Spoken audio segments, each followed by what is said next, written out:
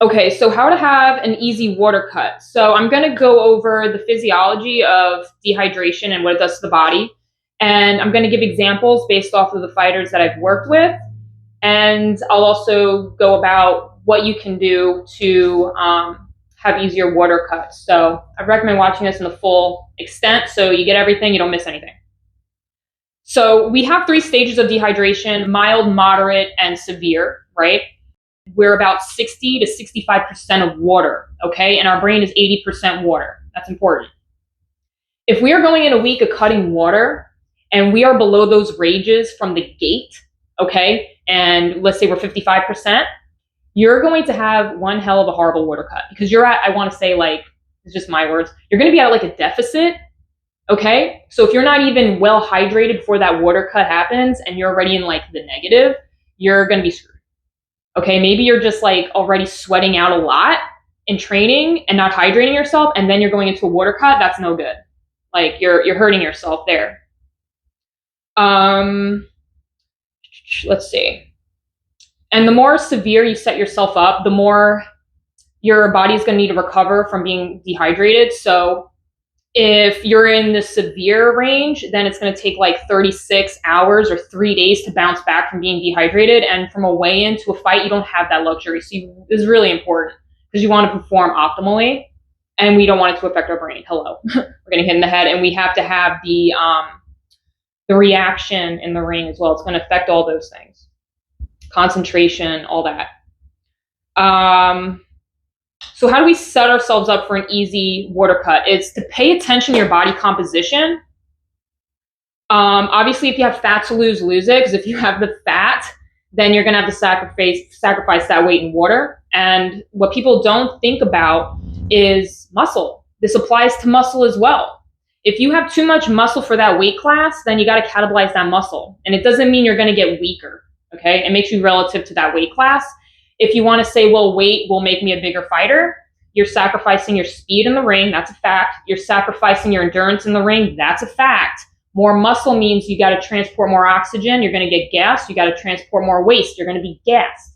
So what's weight when you can't initiate the weight behind the punch? You're really shooting yourself in the foot. That's why I said in one of my Instagram videos is to focus on your strength to weight ratio. Strength to weight ratio is your strength relative to your weight. So you can, let's say you have 2 guys that are 150 pounds. One guy can move 400 pounds and the other guy can move 200 pounds. The guy who can lift 400 pounds has a higher strength to weight ratio than the guy moving 200 pounds. So that's just an example of what strength to weight ratio is. So as a fighter, you should be also working on your strength to weight ratio. I have a video of that on my Instagram if you want to see that. Let's give an example. So hypothetically, let's say we have a fighter who weighs 154. Let's say the normal, this is an example, the normal pound of muscle mass for that weight class, let's say it's 85 to about 87 pounds, which I've seen in the fighters that I've worked with. Now, if you had 95 pounds of muscle for that weight class, you are putting yourself at that disadvantage, like I said earlier. So this is how body composition is very important. Let's see here. Another example, it's a silly example. Anthony Joshua, let's say, really hypothetical example. Let's say he wanted to cut down to 175. The dude weighed 252 pounds his last fight. But let's say he wanted to weigh 175. Anthony Joshua has not 1 ounce of fat on his body.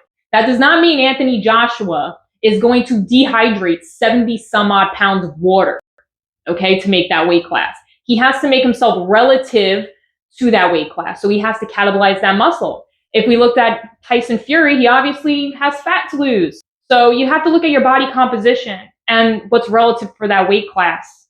So then you don't have to kill yourself in a water cut. And the cons of keeping weight, you got to know what pros and cons you want. I like to ask my fighters in advance. I ask them, how much water do you feel comfortable sweating out for a week? And they tell me, I want to sweat out this amount of water. So from there, I then look at their body composition. I make sure those numbers are set so then they can sweat out the amount of water they want to sweat out. And everything's, dependent on each fighter, right? Every fighter's different. Sweating out 15 pounds for one guy is easy, and another guy it's hell. So you got to know yourself and the fighters you're working with.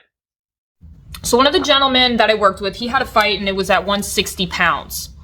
He, the week before his weigh-in, the water cut, he weighed 171 pounds. So 112 pounds of him was water, and this is from my in-body scale. This is what I was using.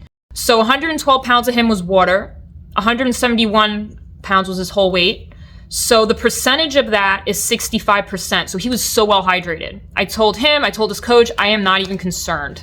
He is going to have an easy water cut. And he told me this was the easiest water cut he has ever had, and he did great. He had an awesome fight at MSG, top rank. And it all came down to watching his body composition.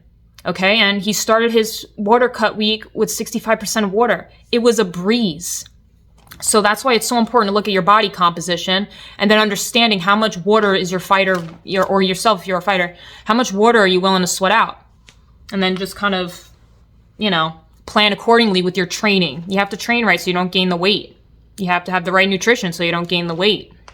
So you have to sacrifice in water. When it comes to finding these numbers, I have the luxury of the in-body scale. You can go based off of, if you have absolutely nothing, how you feel.